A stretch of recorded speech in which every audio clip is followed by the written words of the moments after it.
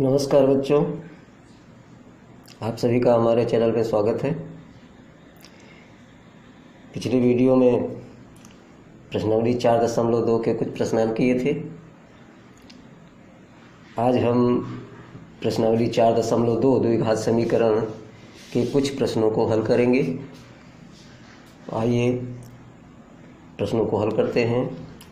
प्रश्न दिया हुआ है, ऐसी दो संख्याएं ज्ञात कीजिए जिनका योग 27 हो और गुणनफल 182 हो। ऐसी दो संख्याएं हमें ज्ञात करनी हैं जिनका योगफल 27 है।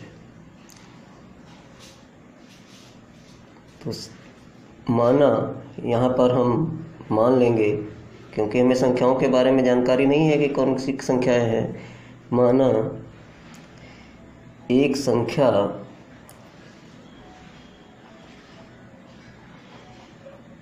x है,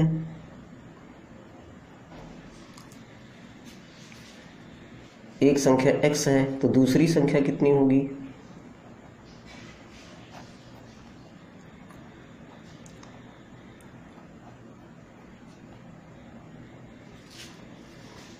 दूसरी संख्या, दो संख्याओं का योग 27 है। यदि दो संख्याओं को जोड़कर 27 होता है और उसमें से एक x है, तो हम इसको इस तरह से लिख सकते हैं 27 माइनस x। ये दूसरी संख्या हमारी हो जाएगी। अब प्रश्न में कहा गया है कि इनका गुणनफल 182 है। तो प्रश्न के अनुसार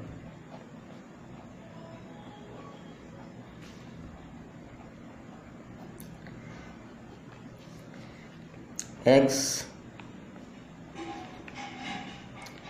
और 27 माइनस x, इनका गुणा करेंगे और गुणनफल आएगा 182। ये कहा गया है।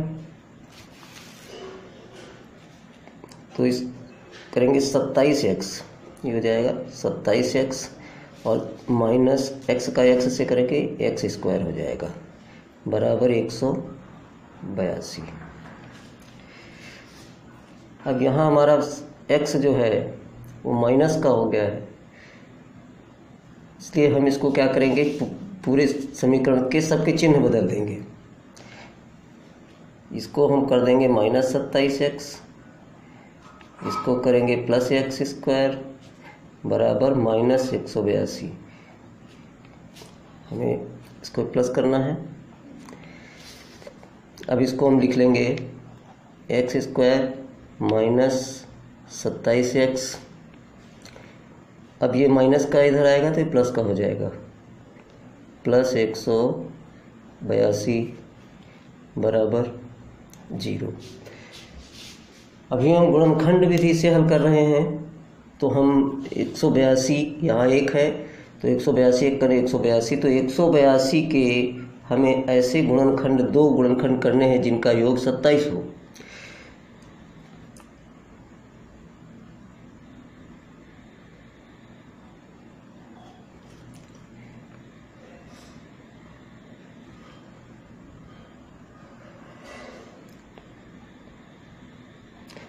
देखिए हमारे गुणनखंड हो गए 2, 7 और 13। अब यहाँ 3 गुणनखंड हैं, हम इनमें से 2 गुणनखंड लेंगे।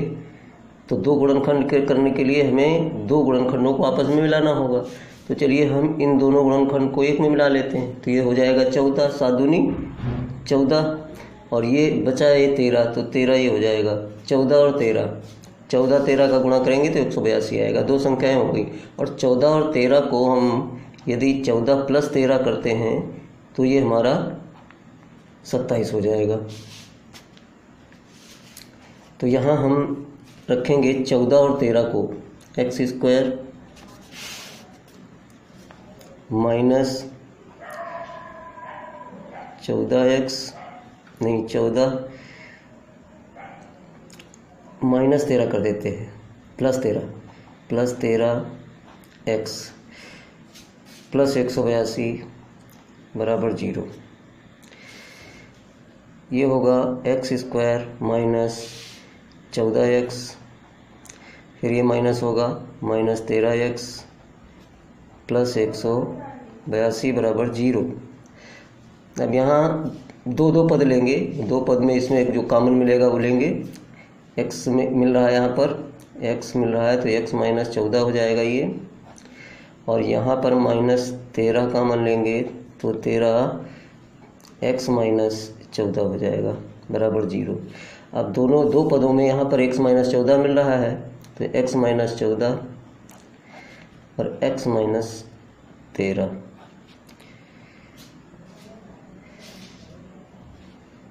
x माइनस 14 और x माइनस 13 बराबर 0। अब यदि x माइनस 14 बराबर 0 तब x बराबर आएगा 14, और यदि x माइनस 13 बराबर 0 तब आएगा x बराबर 13। अब आप ये x की दो वैल्यू यहाँ पर हैं, आप इन दो में से कोई भी वैल्यू आप रख सकते हो, क्योंकि अगर आप x 14 लेते हो तो 27 में से 14 घटाओगे तो दूसरी संख्या आएगी 13। यदि आप x की वैल्यू 13 लेते हो तो 27 में से 13 घटाओगे तो दूसरी संख्या आएगी 14। अतः संख्याएं 13 व 14 हैं, यही आपका आंसर हो जाएगा। अगले क्वेश्चन में कहा गया है कि दो क्रमागत धन पूर्णांक ज्ञात कीजिए जिनके वर्गों का योग 365 हो।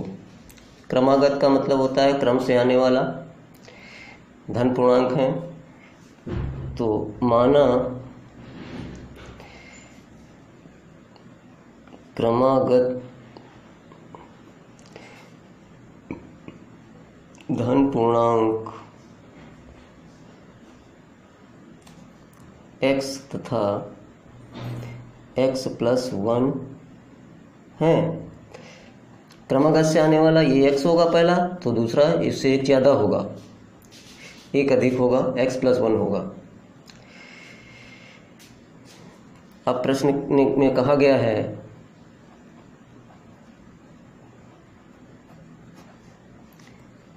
जिनके वर्गों का योग 365 हो। x और x प्लस 1 के जो वर्ग होंगे, स्क्वायर होंगे, उनका योग 365 होगा। तो देखिए x square plus x plus 1 का होल स्क्वायर बराबर 365। X square plus x plus 1 का होल स्क्वायर, ये होगा a प्लस बी के होल स्क्वायर के फार्मूले से। ये होगा x square plus 2x plus 1 equal to 365। देखिए a प्लस बी का होल स्क्वायर बराबर होता है a square plus 2ab plus B square. तो इसी तरह से यहाँ देखिए x का square plus 2ab, 2 1 2x plus इसका स्क्वायर b का स्क्वायर। तो इस तरह से ये होगा। अब ये एक्स स्क्वायर और एक्स स्क्वायर आपस में जोड़ दीजिए, 2x square plus 2x plus 1। अब ये इधर ले आओ बाईं तरफ, माइनस 365 बराबर 0। ये होगा 2x square plus 2x minus 364 बराबर 0। 365 में से ये एक कम हो जाएगा, माइनस का 364 बचेगा। अब इस समीकरण को आप, ये 2 से पूरी समीकरण जो है विभाजित हो सकती है, तो इसको सरल कर लेते हैं। X square plus x minus 2 1 2, 2 8 16, 2 दूनी 4 बराबर 0। अब 182 के ऐसे दो गुणनखंड करें जिनको घटाने पर यहाँ 1 है, तो ऐसे दो गुणनखंड करिए। 182 के गुणनखंड कर लीजिए, 2 9 18, 2 51, तो और फिर आएगा 7 से काटेंगे 13, फिर ये 13 अभाज्य है, 13 51 13।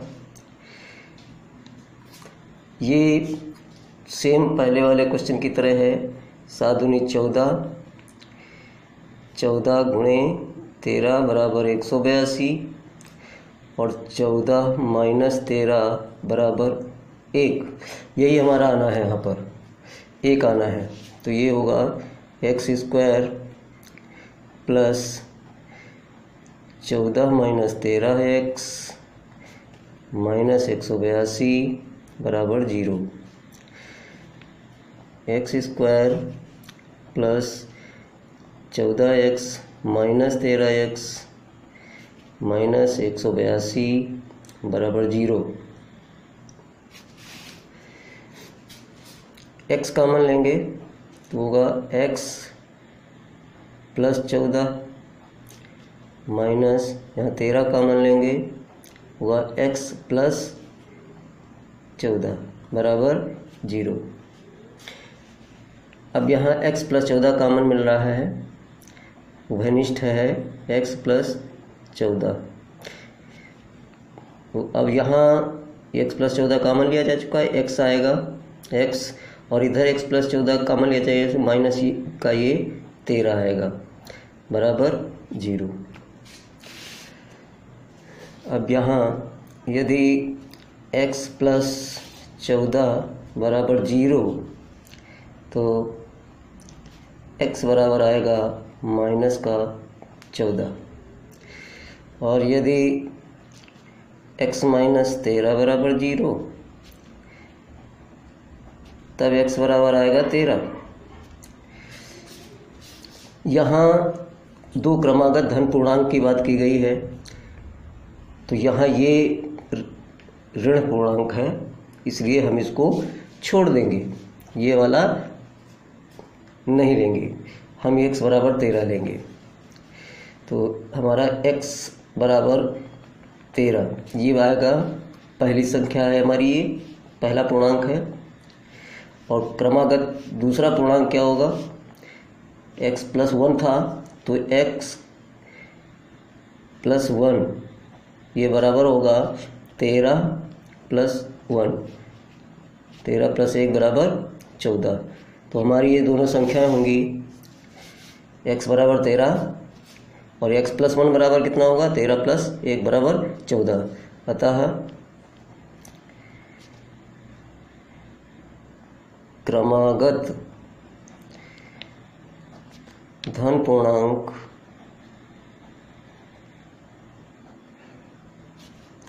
तेरह एवं 14 है। अगला क्वेश्चन, अगले क्वेश्चन में क्वेश्चन नंबर 5 में कहा गया है, एक समकोण त्रिभुज की ऊंचाई इसके आधार से 7 सेमी कम है। यदि कर्ण 13 सेमी का हो तो अन्य दो भुजाएं ज्ञात कीजिए। तो सबसे पहले हम यहाँ क्या करेंगे, माना त्रिभुज की ऊंचाई उसके आधार से 7 कम है, तो सबसे पहले आधार को आधार से 7 कम है तो आधार मान लेते हैं। माना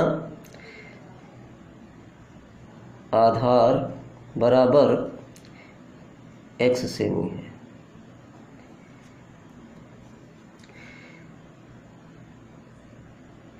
अब त्रिभुज की ऊंचाई जो है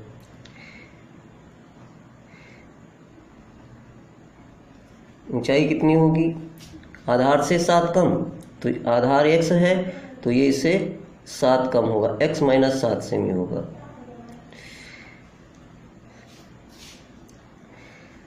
और कहा गया है कि कर्ण 13 सेमी है, कर्ण बराबर 13 सेमी। मान लेते हैं ये समकोण त्रिभुज है, समकोण त्रिभुज ABC है, और ये कर्ण है, ये 13 सेमी है, और ये आधार है x माना था हमने, और ये होगा x - 7। अब समकोण त्रिभुज में पाइथागोरस प्रमेय से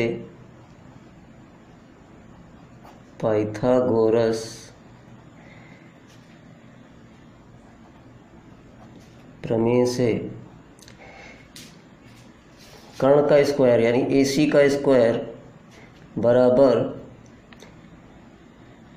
AB का स्क्वायर प्लस BC का स्क्वायर। अब यहाँ AC हमारा दिया हुआ है 13 का स्क्वायर बराबर AB x - 7 का स्क्वायर, x - 7 का square plus BC plus x का स्क्वायर। अब ये 13 का स्क्वायर होता है 169, 169, x - 7 का होल स्क्वायर यानी a - b का होल स्क्वायर के सूत्र से करेंगे x स्क्वायर माइनस 7 दूनी 14x plus 49 plus x square. अब ये देखिए x स्क्वायर ये दोनों जुड़ेंगे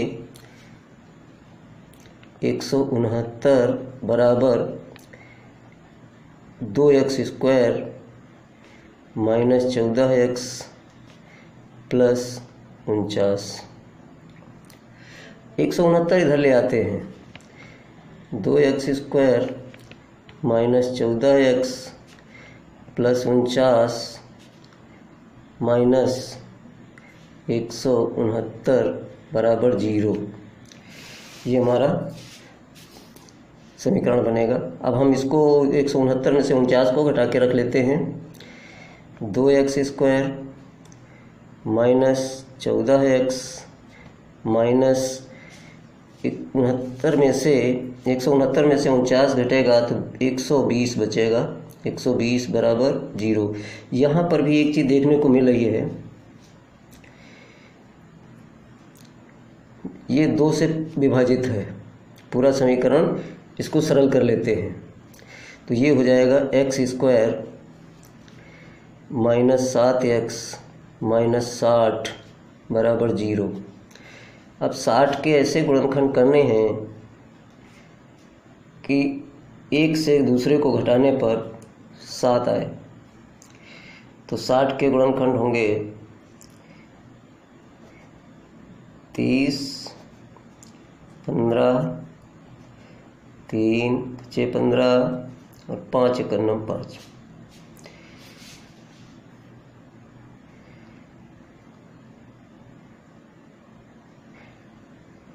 यहाँ पर घटाने पर आएगा 7 आना चाहिए। 2 दूनी 4 तियाँ 12, ये 3 गुणनखंड एक में मिला लेंगे। 12 गुणे 5 बराबर होगा 60 और 12 माइनस 5 बराबर होगा 7।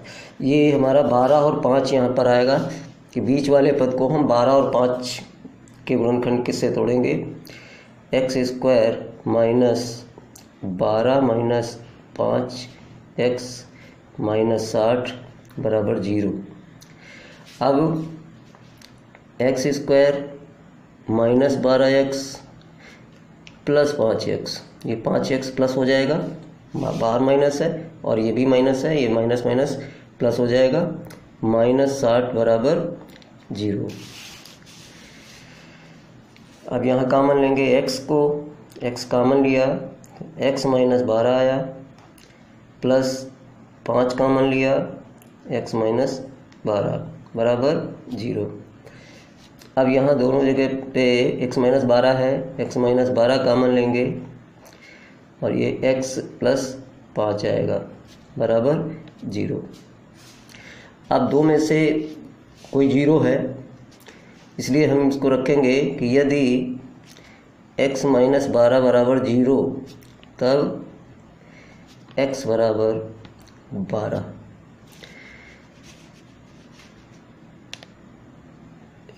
यदि x प्लस 5 बराबर 0, तब x बराबर -5 आएगा।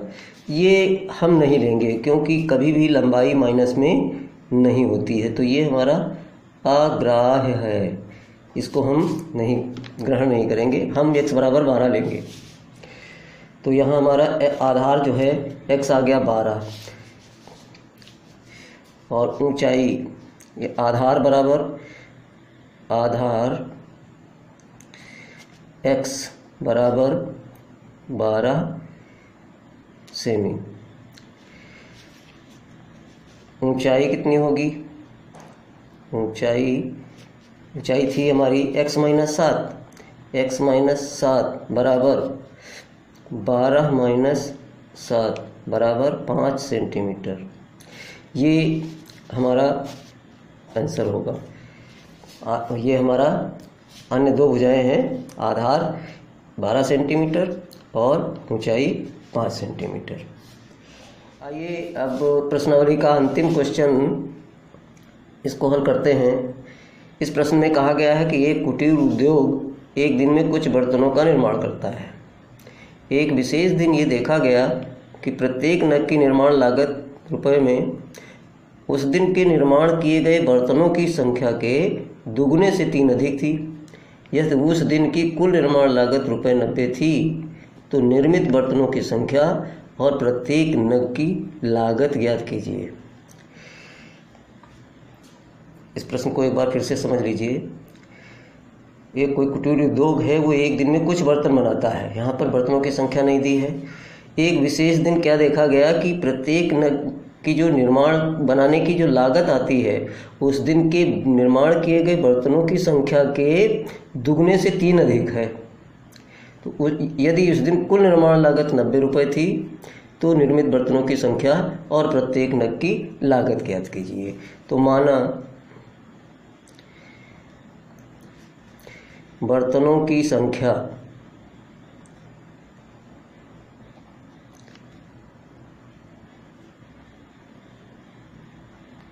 बराबर बर्तनों की संख्या बराबर x,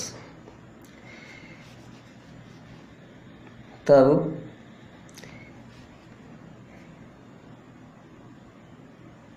प्रत्येक नग की जो है लागत, तब प्रत्येक नग की लागत बराबर बर्तनों की संख्या के दुगने से 3 अधिक थी। तो बर्तनों की संख्या का 2 गुना तो हो गया 2x, और 3 और अधिक थी तो 2x प्लस बर्तनों की लागत हो गई आपकी, प्रत्येक नग की लागत हो गई 2x प्लस 3। फिर आगे प्रश्न में कहा है कि कुल निर्माण लागत 90 रुपये थी। तो प्रश्नानुसार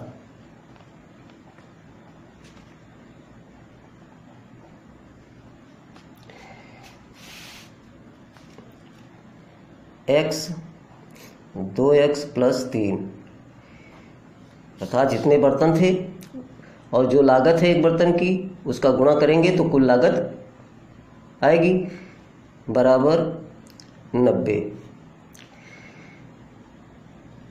2x स्क्वायर प्लस 3x, इसको गुणा करके रख लिए। 2x स्क्वायर प्लस 3x बराबर 90। 2x स्क्वायर प्लस 3x, अब इसको बाईं तरफ ले आते हैं, -90 बराबर 0। ये हमारा द्विघात समीकरण बन गया। अब हम इसको गुणनखंड विधि से हल करते हैं। तो क्या करेंगे, 90 और दूनी 180, ये हमारा बनेगा 180। और 180 के ऐसे गुणनखंड करने हैं कि 2 गुणनखंड, इसमें बड़े वाले से छोटे वाले को घटाने पर 3 आए। तो 2 90 दूनी 180, 45 दूनी 90, और 15 तियाँ 45, 3 पचे 15, और 5 एकम 5। तो अब देखिए घटाने पर 3 आना चाहिए, तो 5 या 15, ये 15 हो गया। 3 दूनी 6, दूनी 12, 12 हो गया। तो 15 इसके गुणनखंड जो है 180 के गुणनखंड होंगे 15 गुणे 12। 15 माइनस 12 कितना होगा? 15 माइनस 12 होगा 3। यही आना है हमें, यहाँ पे घटाकर 3 लाना है। तो 15 में से 12 घटेगा तभी 3 आएगा। तो चलिए रखते हैं यहाँ 2x² plus 15 minus 12x minus 90 बराबर 0। तो 2x² plus 15x minus 12x minus 90 बराबर 0। यहाँ कॉमन मिलेगा x मिल रहा है। 2x प्लस 15 माइनस यहाँ मिलेगा, अब यहाँ 2 रखना है इसलिए यहाँ पे हम कॉमन लेंगे 6। 2x प्लस, ये माइनस है, इधर भी माइनस है, यहाँ प्लस कर लेंगे। 2x प्लस 15 छक्का 90, 15 बराबर 0। अब हमें 2x प्लस 15 और मिलता है x माइनस 6 बराबर 0। अब यदि 2x प्लस 15 बराबर 0, तब क्या होगा? x बराबर होगा आपका -15/2। और यदि x माइनस 6 बराबर 0, तब x बराबर होगा 6। तो देखिए यहाँ ये फिर ये माइनस है, बर्तनों की संख्या हमारी थी, बर्तनों की संख्या माइनस में नहीं हो सकती, इसलिए हम x बराबर 6 लेंगे। तो बर्तनों की संख्या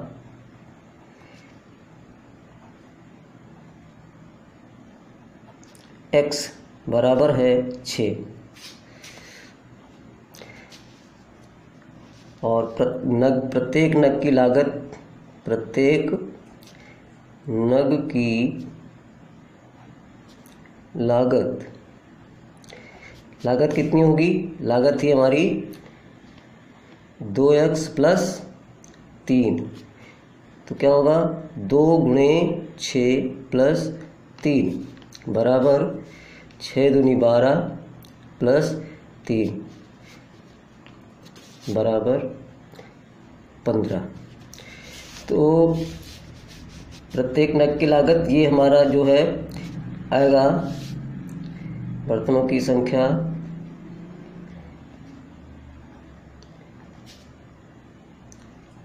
बराबर 6 और प्रत्येक नग की लागत बराबर रुपये 15। ये हमारा आंसर होगा। तो बच्चों, अगले वीडियो में हम बात करेंगे पूर्ण वर्ग बनाकर द्विघात समीकरण हल करना।